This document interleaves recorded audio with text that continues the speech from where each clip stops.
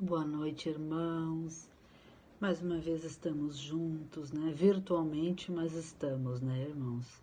E que nesse momento cada um de nós consiga estar conectado com o mundo espiritual, enquanto nós falamos essas palavras aqui, né, irmãos? Que cada um receba todas as bênçãos que esteja necessitando, que a água da casa seja fluidificada de acordo com a necessidade de cada um de nós.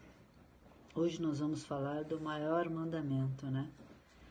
Amar a Deus acima de todas as coisas. Para a gente amar a Deus acima de tudo, né, irmãos? Sabemos que cada um de nós, né, veio nessa encarnação, nessas passagens pela Terra, né? E estamos aqui para cada vez mais evoluir, para nos aproximarmos mais do Pai. Deus é algo tão grandioso, maior que tudo, tanta luz, tanta radiação boa que nós nem podemos imaginar. E para poder imaginar, para poder conhecê-lo e entendê-lo, nós precisamos ser espíritos puros, né, irmãos? Então, assim, hoje nós vamos falar sobre o seguinte. Vou fazer uma comparação. Quando a gente deixa uma comida mais tempo numa panela, que ela gruda um pouquinho mais, né? Quanto mais tempo ela fica ali, mais a sujeira fica grudada nela. E para lavar essa panela, o que nós temos que fazer? Quanto mais tempo nós deixarmos aquela água ali, mais vai ajudar a tirar a sujeira, né? Mais vai amolecer aquela sujeira. E assim, irmãos, é na nossa vida também. Quanto mais tempo nós continuarmos sem nos modificarmos, mais tempo nós vamos demorar para remover esse defeito, esse erro, seja lá qual for o nome que nós queiramos dar. Por quê? Porque nesta vida, às vezes nós gostamos de comentar assim, aquele fulano ele já tem tantos anos, ele não vai mudar mais. Não, ele pode mudar sim. Ele pode mudar até o último momento. Ah, ele vai mudar comportamento? Não, irmãos. Mas ele vai abrir o coração para Deus. Mostrar o arrependimento que ele está sentindo por aquilo que ele não fez, ou que ele fez que não era o melhor. Então, irmãos, sempre nós temos tempo para aceitar a Deus e pedir perdão, nos perdoarmos. Na verdade, a gente pede perdão a Deus, mas Deus sempre está pronto para nos perdoar.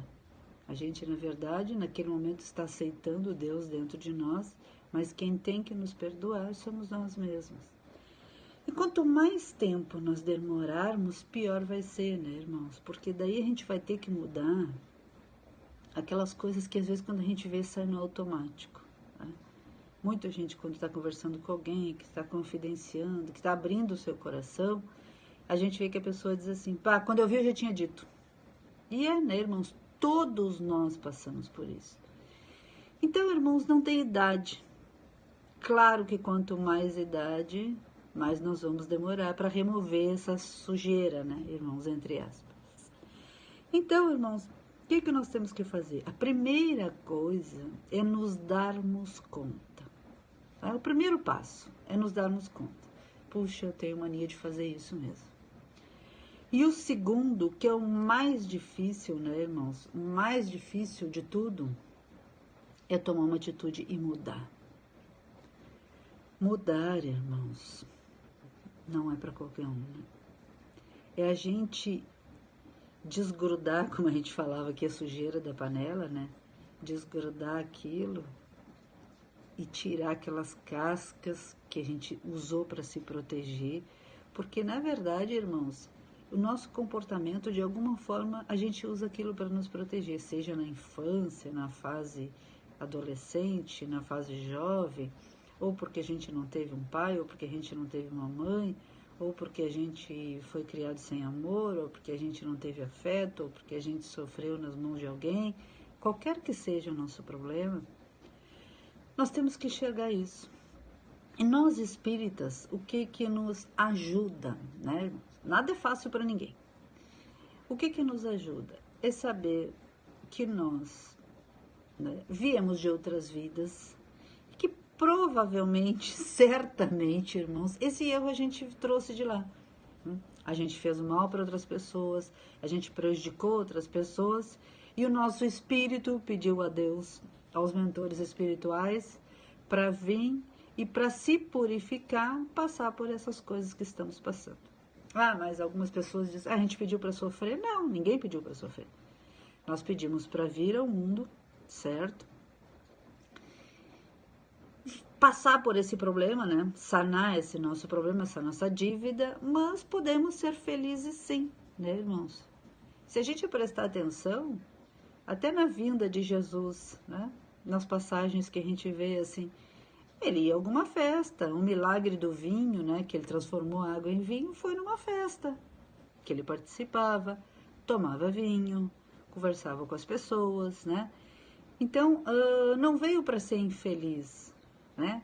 Interessante, esses dias numa leitura, eu via que alguém dizia assim, né? O que fez Jesus ser crucificado, né? Não foi a maldade daqueles doutores da lei, do povo da cidade, das pessoas que, na verdade, ficaram com inveja dele estar fazendo os milagres, né?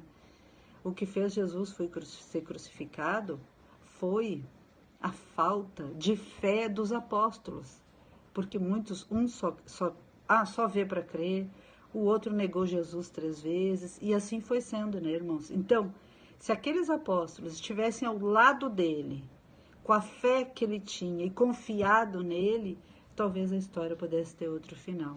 Então, né, irmãos, esses exemplos todos nos servem para a gente nos mostrar que a gente precisa se modificar. Vamos aproveitar essa encarnação, né, irmãos? Porque quando a gente diz assim, amar a Deus acima de todas as coisas, para amar a Deus, nós precisamos amar o próximo, né? E como amar o próximo? Como entender o outro como a si mesmo? Nos olhando internamente, mas, irmãos, esquecendo um pouquinho de quando a gente vai falar alguma coisa, enaltecer o que a gente fez de bom. Se a gente não quer falar daquilo que a gente fez de errado, mas pelo menos então não vamos enaltecer o que a gente fez de bom, né? Que a gente sozinho se olhe, se enxergue e pense assim, aquilo que eu estou fazendo não está legal. Porque a gente não quer escutar a opinião das pessoas, mas, irmãos, quando o maior número de pessoas fala alguma coisa sobre nós, eles estão certos. Algumas pessoas a gente desconsidera porque a gente sabe que são pessoas que sempre contestam, que têm outro posicionamento, mas aquelas pessoas que a gente confia, que estão próximas a nós, né? Quando eles nos ressaltam alguma coisa, olha, fulano, tu tá fazendo isso. Daqui a pouco, quando a gente vê, a gente tá fazendo de novo, né? Que a gente chega e diz, fulano, como tu me enxerga? Para sozinho, se enxerga de verdade, irmãos, e vamos fazer o quê? Pedir ajuda a Deus, né? Deus é tão bom, tão misericordioso, que no mínimo, cada um de nós, no mínimo, irmãos, temos um mentor espiritual, né? Esse espírito que está lá no mundo espiritual, rezando por nós, torcendo quando acertamos, ficando triste quando erramos. E quando a gente erra, irmãos, quando a gente não escuta aquele conselho bom, né? A gente sempre diz, né? Tem dois lados, tem aquele conselho bom e tem o ruim. Como a gente vai escolher? É muito fácil, né, irmãos? É a coerência, né? Se alguém diz assim alguma coisa, a gente está em algum local, a pessoa nos ofende, se a gente diz assim, que vontade de mandar ele longe, esse infeliz, esse não é o bom conselho, né, irmãos? O bom conselho diz o seguinte, se tu não consegue fazer o melhor, te cala, fica quieto, sai daí, pensa e depois, num outro momento, tu responde aquilo que for mais coerente. E para tanto, irmãos, nós temos Deus, nosso Pai. Não cansamos de repetir isso, né? Que nós peçamos ajuda, que a gente se ajoelhe, abra o nosso coração e peça ajuda ao Pai.